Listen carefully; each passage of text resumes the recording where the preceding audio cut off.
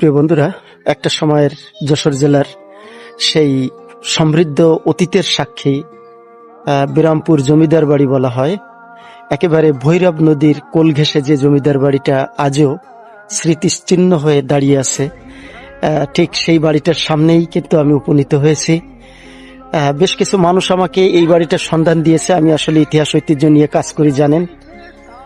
কারণটা হচ্ছে, ইতিহাস ঐতিহ্যবিহীন যে আগামী প্রজন্ম, এরা আসলে একটা শিকড়বিহীন প্রজন্ম।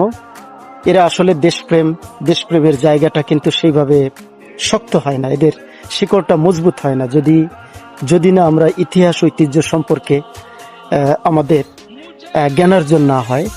তো সেই জায়গাটা থেকে শিক্ষকতার পাশাপাশি আমি কিন্তু বাংলাদেশের বিভিন্ন প্রান্তে আমি একটু চেষ্টা করি যে আমাদের ইতিহাস কি আছে, আমাদের পূর্বপুরুষরা কেমন ছিলেন, এবং তাদের যে জীবন দর্শন, সেগুলো আসলে একটু